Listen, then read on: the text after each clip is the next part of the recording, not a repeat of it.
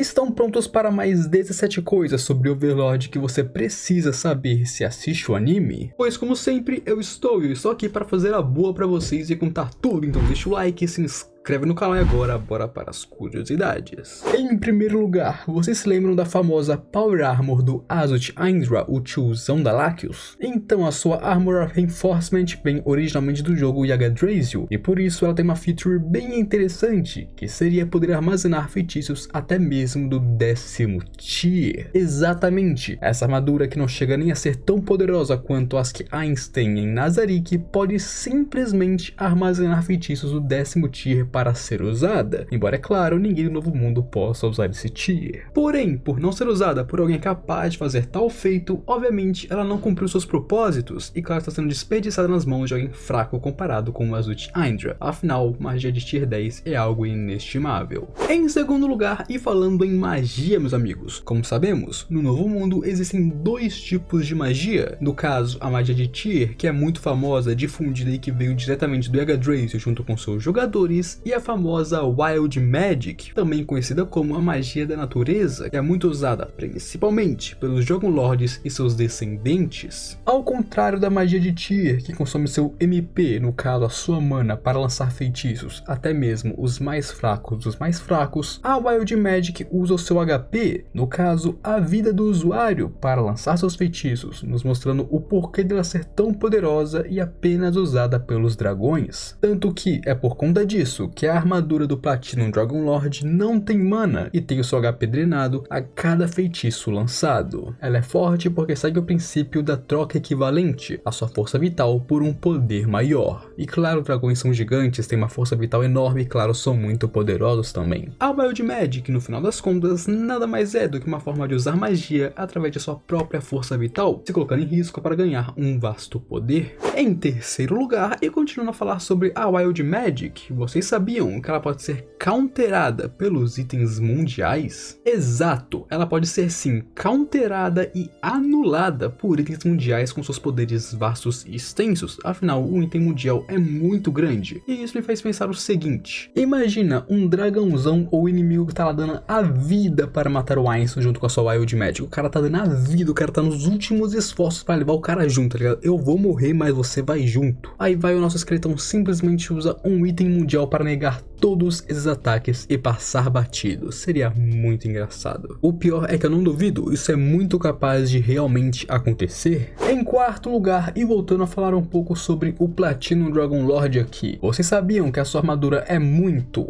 altamente resistente a ataques de energia negativa? Ele podia até mesmo ver através dos feitiços de nono tier do Ainz, de invisibilidade chamado Perfect Unknowable, que seria traduzido como mais ou menos perfeitamente despercebido ou algo do tipo. Basicamente, é um feitiço perfeito de camuflagem e invisibilidade que não permite que ninguém veja o usuário, mas a armadura era tão bolada, meus amigos, que ela sim viu através do feitiço o tempo inteiro e não se deixou enganar através dele. Mas antes de continuar, que tá uma palavrinha dos nossos patrocinadores do vídeo. O vídeo de hoje está sendo patrocinado pela loja Vember Concept, meus amigos. No caso, essa mesma loja aqui que me mandou um presentinho para mostrar para vocês. Se liguem nessa camisa, rapaziada. Essa pegada meio japonesa, meio oriental dela, perfeitamente para quem gosta de animes e perfeitamente para quem gosta desse estilo mais streetwear, obviamente. E junto dela veio um brandinho também, que seria esses chaveiros bem bolados da Supreme. Muito bonito também, por sinal. Não sei se você consegue ver, mais ou menos, porque não tem câmera aqui, ó.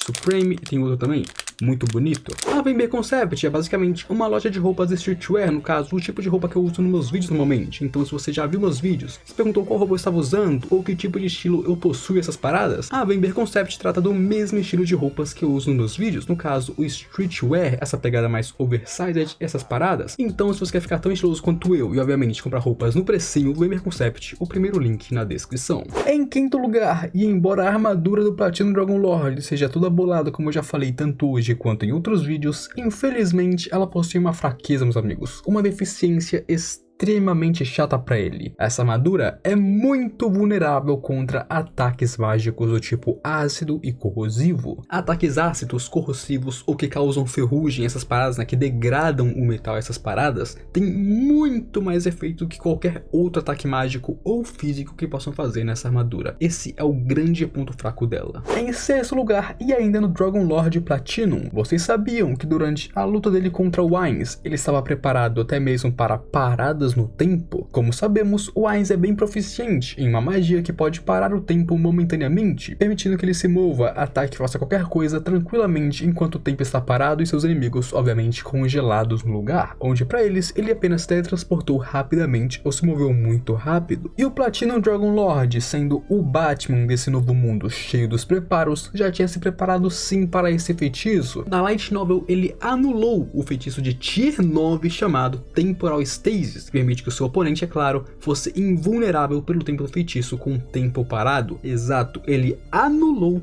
um feitiço de Tier 9 de parar o tempo. Simplesmente o cara mais preparado do novo mundo, meus amigos. Esse é o Platinum Dragon Lord, o Batman de Overlord. Em sétimo lugar, no novo mundo, jogadores podem sim ser revividos, meus amigos. Nós já meio que sabemos que no novo mundo, seus habitantes podem ressuscitar através da magia de ressurreição e essas coisas. Da mesma forma que nós sabemos que os NPCs de Nazarick também podem ser revividos através da cerimônia lá que o Ainz fez para reviver Shao Tyr dentro de Nazarick em troca de muito ouro na primeira temporada.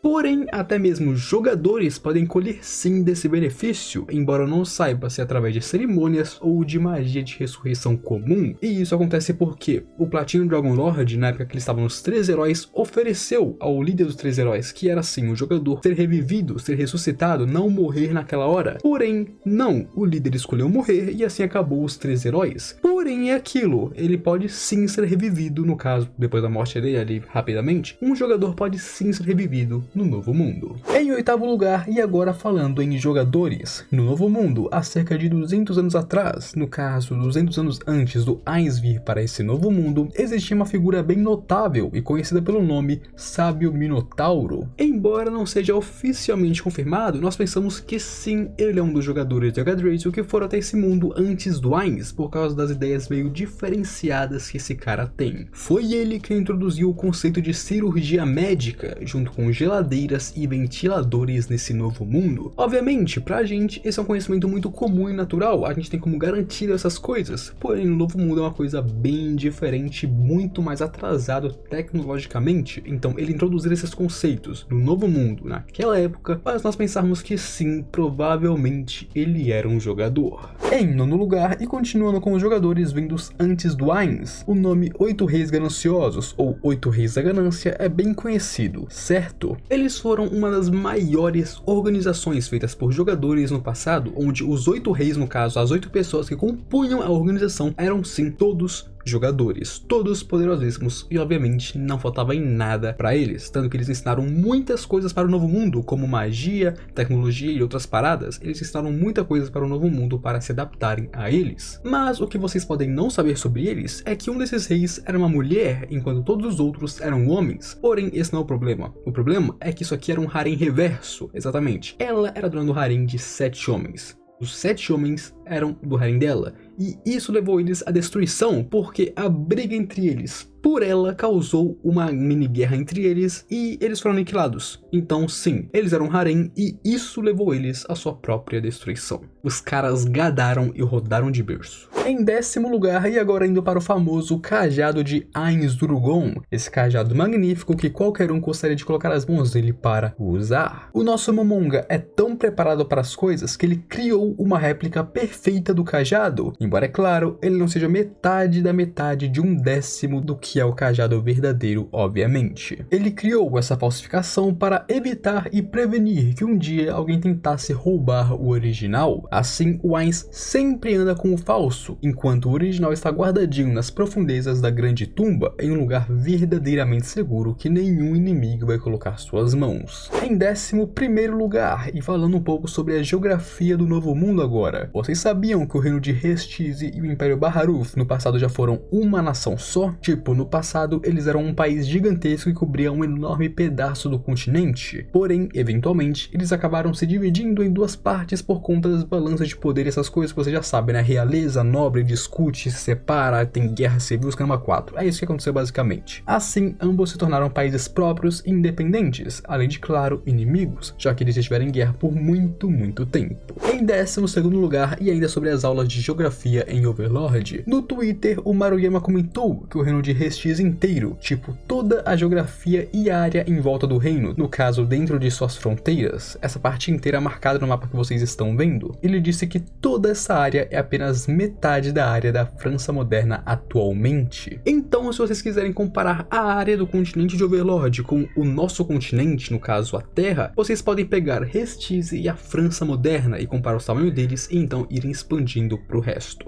Em 13º lugar, vocês se lembram do grupo de aventureiros chamado Silverthread Bird? No caso, eles eram um dos únicos dois grupos de aventureiros do rank Adamantita no Império Baharuf. E eu digo que era porque eles correram do Império Baharuf, eles deram uma fuga, fugiram o mais rápido possível após a luta do Ainz contra o Gojin. Durante a luta do Ainz contra o Gojin, esse grupo tinha sido contratado para garantir a segurança do Dirk Nive em seu encontro com um enviado secreto da Teocracia Slane. Porém, depois que a luta entre o Ainz e o Gojin apareceu e todo mundo viu ela, os caras correram e se mandaram de lá o mais rápido que podiam, se alocando e residindo agora na cidade-estado da Aliança Carsanas. Em 14º lugar, e agora indo para os Undeads do Ainz, que não pode faltar informações sobre eles, certo amigos? Vocês sabiam que o Doomlord, um dos mortos-vivos que Ainz pode invocar, é um nível 70, porém seus status estão muito acima de seu nível? Ele é invocado no nível 70, sendo extremamente poderoso acima do seu próprio nível, porém em compensação a barra de vida dele é constantemente sugada enquanto ele estiver invocado, logo sua força é compensada pelo pouco tempo de vida que ele tem invocado. Porém, mesmo com esse traço negativo, é muito difícil o ignorar e não invocar, já que o seu status de agilidade mais do que compensa sobre isso, porque ele é muito alto. Se for para comparar, ele seria mais ou menos como a Wild Magic. A Wild Magic tira sua vida em troca de poder, e ele é a mesma coisa. Ele tem um tempo de vida muito curto, mas é muito poderoso em troca disso. Em 15º lugar, e mudando de morto-vivo, mas continuando neles, vocês se lembram do Elemental Skull? Essa invocação, no caso morto-vivo, é literalmente uma caveira que brilha em várias cores por ser um elemental. Ele é uma invocação de alto nível, sendo um morto-vivo de nível 68, e não tem uma desvantagem tão grande quanto o seu parceiro anterior que eu acabei de falar, mostrando que, embora ele tenha suas limitações, ele ainda assim é um morto-vivo de alto nível e muito bom para ser invocado. Em 16º lugar, nós sabemos muito bem o quão terrível é a Albedo, certo? Ela é extremamente sagaz, pilantra, manipuladora e inteligente. Ela não tem dó de seus inimigos e vemos muito bem em várias cenas o quão brutal e cruel a nossa amada Sucubus é dentro do anime. Porém, o que alguns não sabem é que ela também tem um forte senso de justiça, além de ser capaz de demonstrar compaixão por aqueles que realmente precisam de ajuda, tanto que ela já foi vista várias vezes consolando vários personagens em momentos difíceis para eles, dando até mesmo algumas palavras amigas para os ajudar. E por último, mas não menos importante, em 17º lugar, muitas pessoas consideram a Albedo uma rainha, vendo ela como a rainha de Nazarick, e isso se tornou tão popular que tem pessoas que chamam ela assim sem nem saber o porquê disso. Eles não fazem ideia de onde veio o apelido. E esse apelido, amigos, veio do grande poder e autoridade que ela tem sobre outros personagens dentro da série. Ela também é a responsável por administrar a defesa e segurança de Nazarick. A Albedo também lidera os outros guardiões em batalhas e outras coisas quando elas acontecem. Ela também literalmente gerencia a tumba quando Ainz está fora. E claro, juntando tudo isso com seus sentimentos e avanços pra cima do Ainz, faz muitos adoradores da Albedo, principalmente eu, achar que sim, ela é como se fosse uma rainha para a Nazarick. E antes de encerrar, se você gosta de vídeos de Overlord e anime de fantasia e Isekai, considere se inscrever aqui no canal. Eu tenho muitos vídeos que eu sei que você pode acabar gostando. Deixa seu like exatamente que me ajuda muito. E agora, eu fui.